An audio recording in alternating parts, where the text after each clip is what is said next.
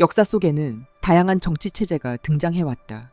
이러한 체제들은 결국 국가라는 틀 안에서 다수의 사람들을 얼마나 효율적으로 통제하고 관리할 수 있는지를 검증하기 위해 만들어진 결과물이다. 공동 생산과 분배를 강조하는 공산주의, 국가가 모든 권위를 장악하는 사회주의, 국가를 위한 개인의 희생과 맹목적 추종을 요구했던 전체주의가 등장했다. 반대로 기업과 자본이 중심이 되는 자유시장 경제, 국민이 지도자를 선출하는 민주공화정도 함께 등장했다. 그리고 지금 세계는 자본민주주의를 기본 틀로 형성되어 있다. 자유와 자본을 중심에 둔 이 체제가 확산된 이유는 국가가 국민을 다루는 데 있어 가장 효율적인 체계였기 때문이다. 여기서 중요한 지점이 드러난다.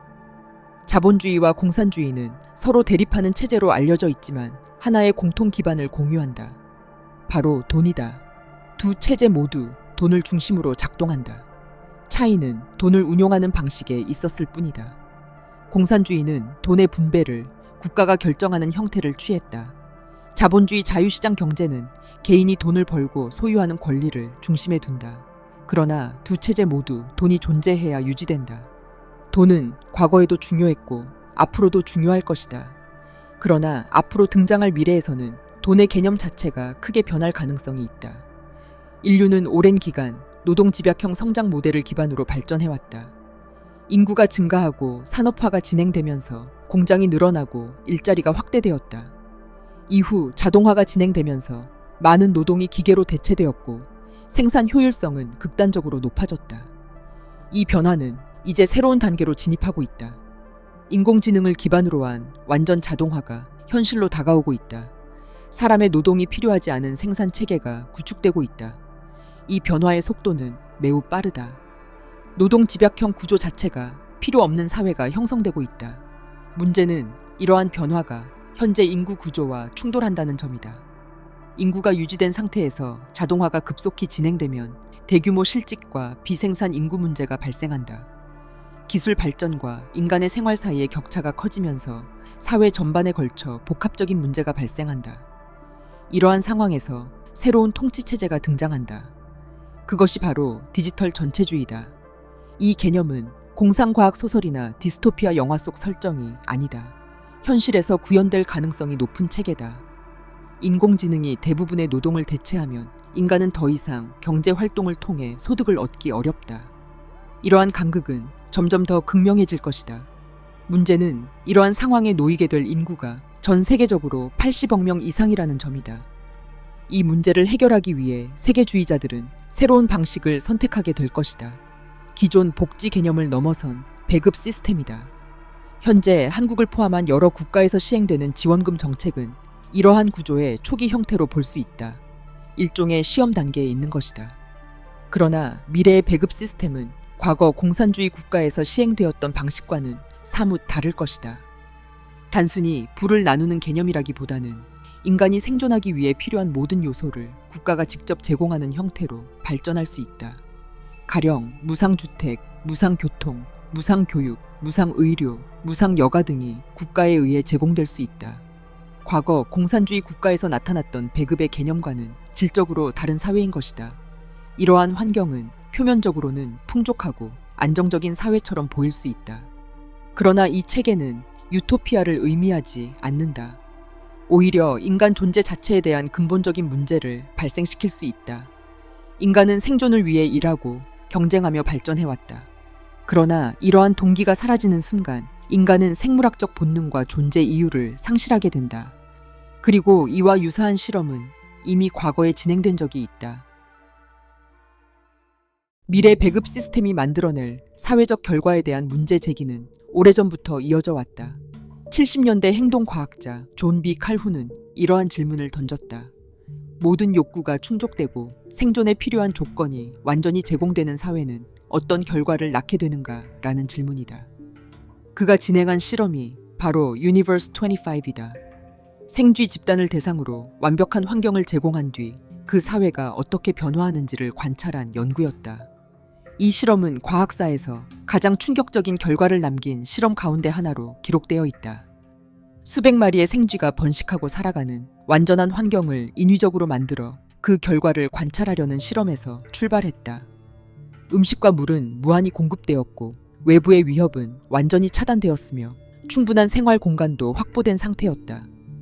이른바 쥐의 낙원이 구축된 것이다. 이 공간에 네 쌍의 생쥐가 투입되었고 초기에는 개체 수가 빠르게 증가했다. 번식은 폭발적으로 이루어졌고 집단은 빠르게 확장되었다. 그러나 약 1년이 지나자 변화가 나타났다. 번식률이 급격히 감소하기 시작했다. 개체 수가 약 600마리에 도달하자 내부 질서가 무너지기 시작했고 집단 내 위계가 형성되며 공격적인 개체들이 등장했다. 몸집이 큰 집단은 다른 개체들을 공격하기 시작했고 상대적으로 약한 수컷들은 심리적 붕괴 상태에 들어갔다. 이 과정에서 수컷 개체들의 역할이 약화되었고 암컷 개체들의 행동에도 변화가 나타났다.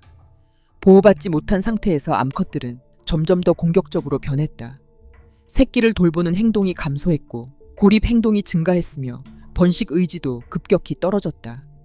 그 결과 출생률은 계속 감소했고 어린 개체들의 사망률은 급격히 증가했다. 이 단계에서 새로운 유형의 개체가 등장했다. 이른바 아름다운 쥐라고 불리는 수컷 집단이다. 이들은 싸움에 참여하지 않았고 번식에도 관심을 보이지 않았다. 오로지 먹고 자는 행위에만 집중했다. 사회적 역할을 완전히 포기한 상태였다. 이 집단은 점차 전체 개체수의 다수를 차지하게 되었다. 이 실험에서 핵심적으로 드러난 개념은 두 단계의 죽음이다. 첫 번째 죽음은 육체적 죽음이 아니라 목적의 상실이다. 생존 이상의 의미를 추구하지 않는 상태다. 모든 것이 인위적으로 공급되는 상황이었기에 번식 의지, 사회적 역할, 집단 내 관계 형성 의지가 모두 사라진 상태가 되어버렸다. 이 단계에 들어선 개체들은 사실상 생물학적 기능만 유지하는 존재로 전락한다. 이 시점에서 번식은 완전히 멈췄고 어린 개체의 생존율은 제로에 수렴했다. 집단 내에서는 동성 간 교배 행위와 동족 포식 행동까지 증가했다. 이후 두 번째 죽음이 이어진다. 그것이 육체적 소멸이다. 실험 시작 약 2년 후 마지막 개체가 태어났고 이후 더 이상 번식은 이루어지지 않았으며 마지막 남은 쥐는 혼자 굶어 죽었다. 결국 집단 전체가 붕괴의 단계에 들어간 것이다. 칼훈은 1973년 마지막 개체를 수습하며 실험을 종료했다. 이후 동일한 실험을 여러 차례 반복했으며 결과는 동일하게 나타났다. 이 실험은 인간 사회를 설명하는 하나의 모델로 활용되어 왔다. 특히 과잉 공급과 완전한 안전이 보장된 환경에서 사회가 어떤 방향으로 붕괴되는지를 보여주는 사례로 연구되어 왔다. 지금 우리가 살아가는 사회를 보면 이 실험과 유사한 현상이 여러 영역에서 관찰된다. 과거 남성들이 갖고 있던 기술적 능력과 보호 본능이 약화되고 자기 자신에게만 집중하는 성향이 강화된 남성이 증가하고 있다. 동시에 모성 기능이 약화되고 공격적 성향을 보이는 여성의 증가도 나타난다. 이러한 변화는 실험에서 나타났던 행동 패턴과 상당 부분 일치한다. 현재 인류는 거대한 전환 구간에 진입해 있다. 과거 이념 대립을 기반으로 한 체제에서 벗어나 전체 인구가 배급에 의존하는 구조로 이동하는 과정에 들어섰다. 이를 하나의 실험에 비유하면 지금의 인류는 유니버스 25의 초기 단계에 위치해 있다. 이러한 상황은 이미 충분히 예측 가능한 영역에 들어와 있다. 그리고 이 문제를 해결하기 위한 새로운 정책과 시스템이 계속 등장할 것이다. 또한 인류는 그 구조에 적응하며 살아가게 될 것이다. 그러나 이 변화가 향하는 종착지는 밝지 않다. 거대한 기업과 지배 집단에 의한 강력한 통제 체계다. 그 안에서 인간은 점차 자율성을 잃고 통제에 순응하는 존재로 변해갈 것이다. 미래의 배급 사회가 풍족한 형태로 제공되든 과거 공산주의와 유사한 부족한 형태로 제공되든 본질은 달라지지 않는다. 배급 체계가 완성되면 인간은 스스로 삶을 개척하는 존재에서 벗어나게 된다. 그 결과는 이미 반세기 전에 쥐들이 보여준 것처럼 인간은 존재의 목적을 잃고 결국 스스로 붕괴하는 단계로 들어가게 될지도 모른다. 조지 오웰의 1984든 얼두스 헉슬리의 멋진 신세계든 그 최후는 같을 것이다.